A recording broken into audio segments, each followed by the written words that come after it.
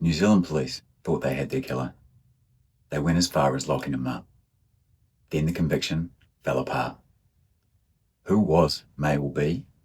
And who really killed Mellory Manning? This is Southern Static.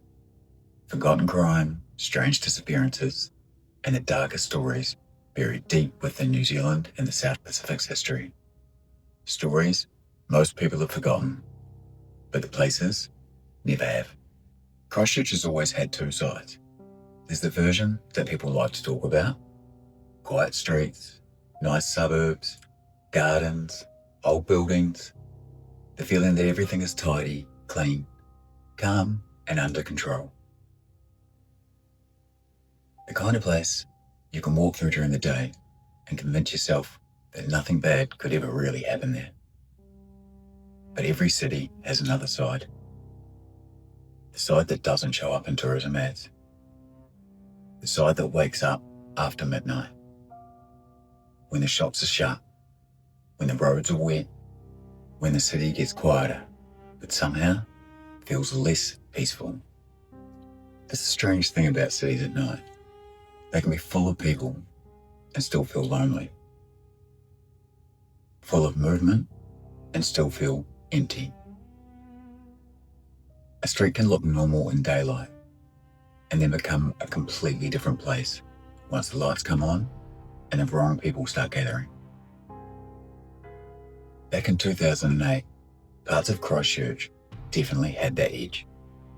Dim street lights, cars rolling through the dark, people standing in little pockets of light, some working, some watching, some just trying to get through another night. And most people understand that feeling, even if they've never been on Manchester Street, because every town, every city has somewhere like that. A road you don't stop on for too long, a corner where you check your mirrors and lock your doors, a place where everything might be sweet, but your body, your instincts, they tell you not to hang around.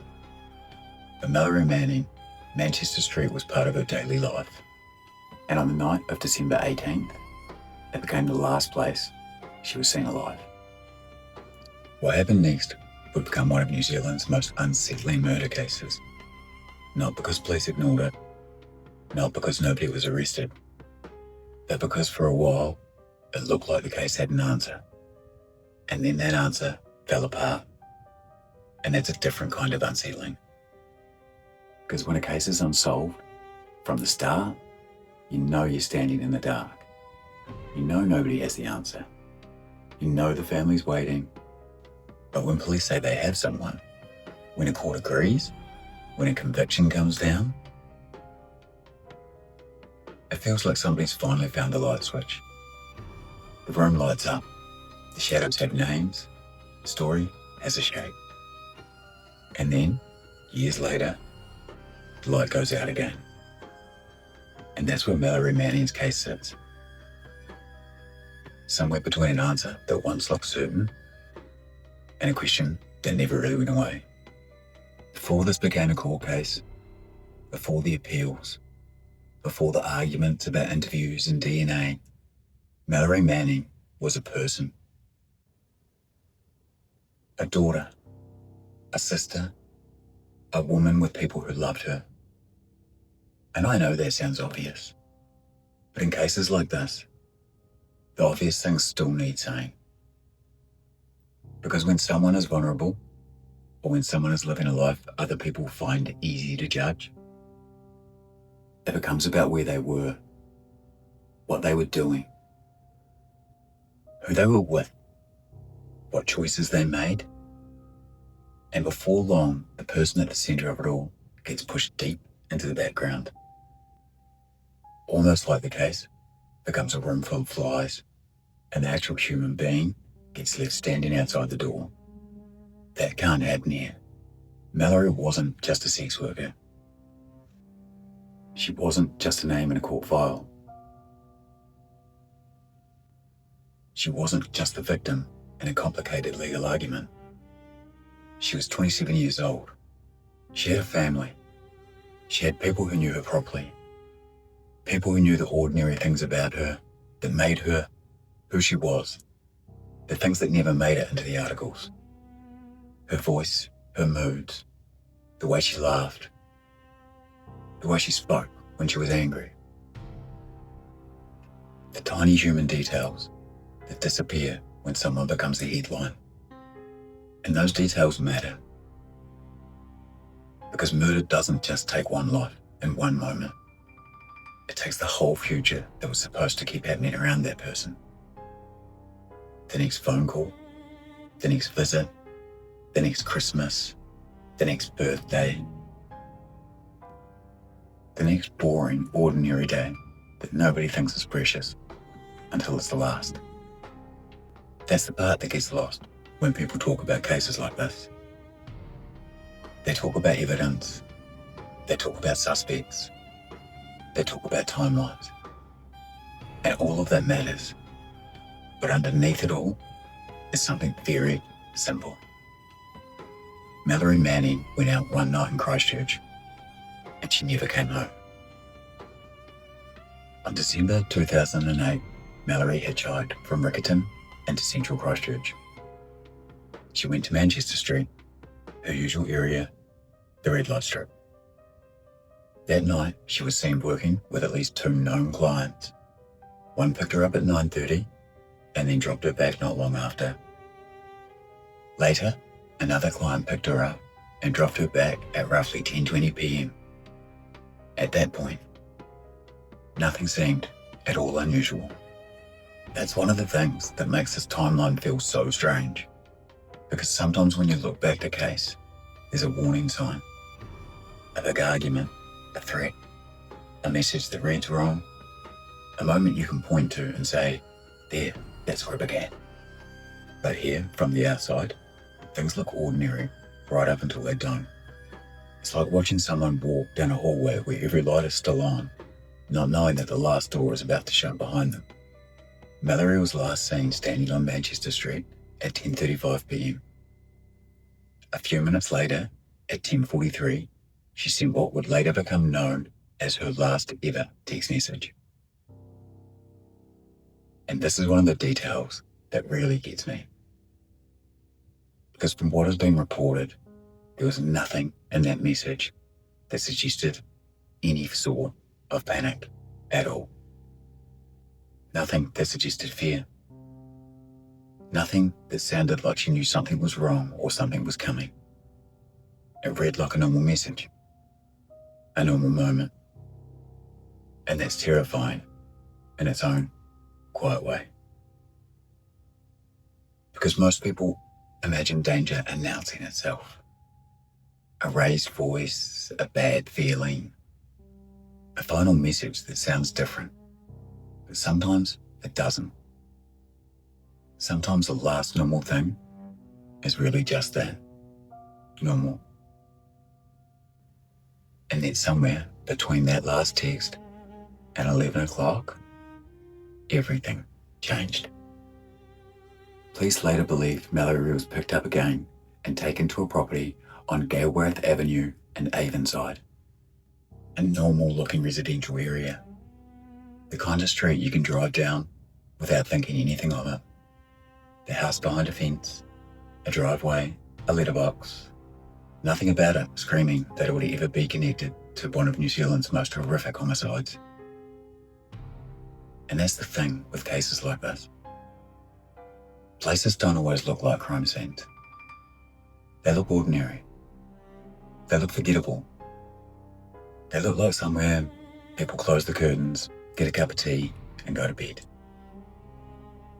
Sometimes the darkest things happen in places that look completely normal from the outside. According to police theory, inside that property, during a window of less than 20 minutes, Mallory was killed. Then her body was moved and dumped in the Avon River. Her watch reportedly stopped at 10:59, likely when it hit the water. That's about how tight that is. Final text, pick up, house, death, river. All inside a space of time so small, you can miss it watching Shorten Street.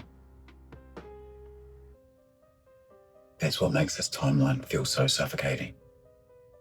There's no room in it. No long disappearance, no days of uncertainty, no slow fade from one location to another. Just a young woman alive on Manchester Street, and then, within minutes, gone. The next morning, a runner spotted something in the river and alerted a passing kayaker. And just like that, the night before became a murder investigation. Imagine that for 1 second, not as a headline, as a real morning. A city waking up, people going to work, traffic starting, someone out near the river, probably expecting nothing more than cold water and the usual morning quiet. And then one discovery changes the whole shape of the day. After their initial investigations, police focused on a man named Moha Fawcett. He was a former mongrel mob prospect, and for a while, it looked like they had found their answer. He was arrested. He was convicted in 2014. He was sentenced to life imprisonment. And for most people watching from the outside, that probably felt like the end of the story. Because that's how we're used to these things working. Police investigate. Someone is arrested. A trial happens. A verdict comes back. A sentence is handed down. And the public puts the case on the shelf. Not because people stop caring, but because the system has said this is the answer. But in this case, the conviction didn't hold because it leaned so heavily on police interviews. And over time, those interviews became the center of everything. Not just what was said in them, but how they were handled, who they were done with, what condition that person was in, and whether the words police relied on so strongly had enough weight to carry a murder conviction. Because that's what a murder conviction is. Weight. Real weight, not just a decision on paper. It locks someone away. It tells a grieving family that the system has found the answer and the person responsible. It tells the public the story has an ending. So if the evidence holding that weight starts to crack, everything settling on top of it starts to move. Fawcett's defense challenged the reliability of the police interviews they had counted on. And at the center of that challenge was a diagnosis of fetal alcohol spectrum disorder. That matters a lot, and not in a throwaway way, and not as a technical point, not as some little footnote buried in a legal file. It matters because being in a police interview room is not like having a normal conversation. It isn't two mates sitting across the coffee table shooting the shit about last Friday. It's pressure, it's authority, it's repetition, it's silence. It's someone across from you asking questions in a way that leads you to believe they already have all of the answers. And for somebody with cognitive disabilities, that room becomes a maze. Not a maze with walls you can see, a maze made of questions, tone, confusion, wanting to please, wanting to get out, trying to understand what's been expected. Fetal alcohol spectrum disorder can affect memory, understanding, processing, decision-making, suggestibility. And in an interview room, those things are everything. Because if someone is suggestible or struggles to process what they're being asked, the risk isn't just that they get confused. The risk is that the confusion starts looking like evidence. The risk is that someone sees something, changes something, agrees with something, or fills in something, and then those words begin to harden. They get typed up, they get put into files, they get used in court, and suddenly, something that may have started as uncertainty is carrying the weight of full certainty. That is the uncomfortable question at the heart of this case. What if the statements police relied on were never as solid as they believed? What if investigators thought they were pulling the truth out of someone, but they were actually building their case around something completely unstable. Once those questions were raised, the certainty around the conviction started to crack. And once that happened, the whole case began to fall apart. In 2017, the Court of Appeal quashed Mohart Fawcett's conviction. This is not a small thing. This is not just paperwork moving from one test to another. This is not a technicality you can shrug off. A murder conviction being quashed is like the official version of the carpet being pulled out from underneath everybody's feet. The family, the investigators, the public, everyone who thought they knew where the ground was. Suddenly, they're standing somewhere else. A retrial was ordered, and for a while, the case sat in that strange place, somewhere between being solved and unsolved. Not finished, not back to the beginning exactly, just suspended.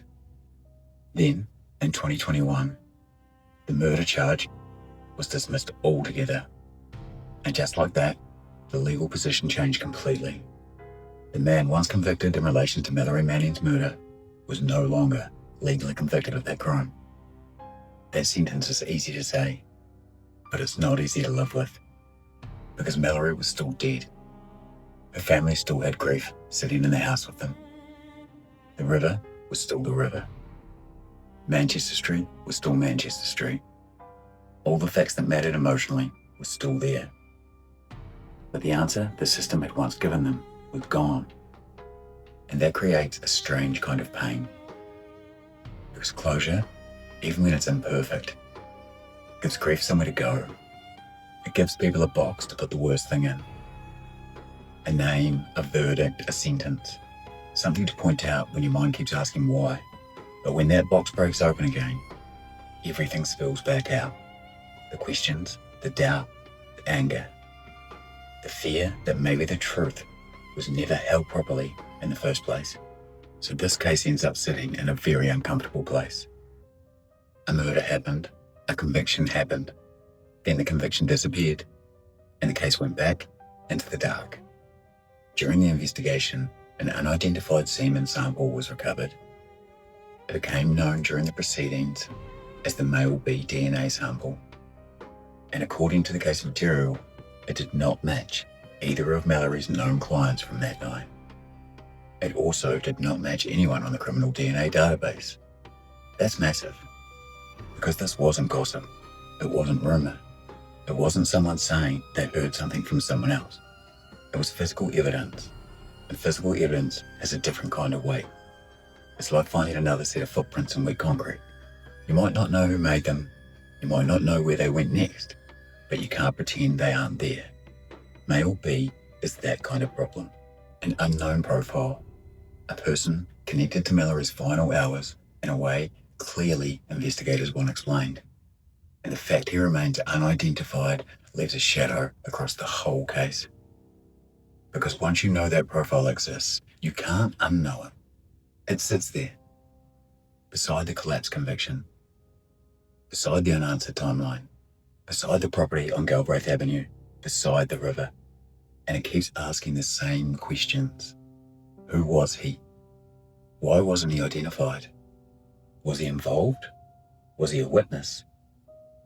Was he near Mallory earlier? Did he know something? Is someone protecting him? Or is there another explanation that has never been properly understood? We have to be really careful here. Male B doesn't automatically equal killer. DNA does not automatically explain murder. But in a case like this, an unidentified DNA profile is definitely not nothing. It's a key found beside a locked door. Maybe it opens that door. Maybe it belongs somewhere else. But you don't just step over it and keep walking. That's why this part of the case still matters, because even after the conviction, even after the appeal, even after the charge was dismissed, there was still this unknown person sitting in the middle of the story. Not a theory, not a rumor, a profile. A question with no public answer. And after all this time, that silence has never broken. Now there has been one more development worth mentioning. In recent years, New Zealand Police and ESR began trialling forensic investigative genetic genealogy on 2 old cold cases. One of them was Operation Darlington. That is Mellory Manning's case. Now that doesn't mean the case has been solved. It doesn't mean male B has been publicly identified. And it definitely does not mean we should jump ahead of what police have confirmed. But it does mean investigators are still looking for another way through. And that matters, because some cold cases feel like the evidence has turned to dust. Like everything that could have been tested has been tested. Everything that could have been said has been said. Everyone who might have known something has either forgotten, died, or disappeared.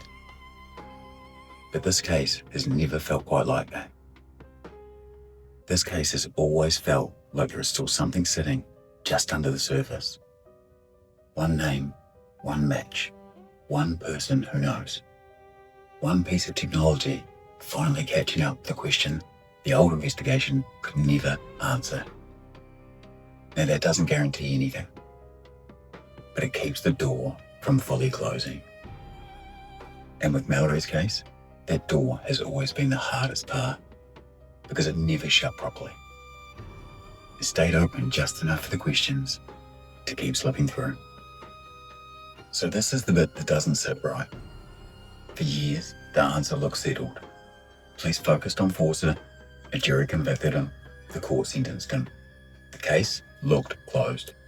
And the people on the outside, that probably felt like the story had reached its final page. You close the book, you put it down, you move on. But then someone opens it again. And yes, actually, the ending doesn't hold. And now every page before it feels different. That's what happened here. Because once the conviction collapsed, the whole shape of the case changed. Not the fact that Mallory was murdered. That part remained. But the explanation that once seemed so certain no longer held in law. And when that happens, it leaves a gap that's hard to describe.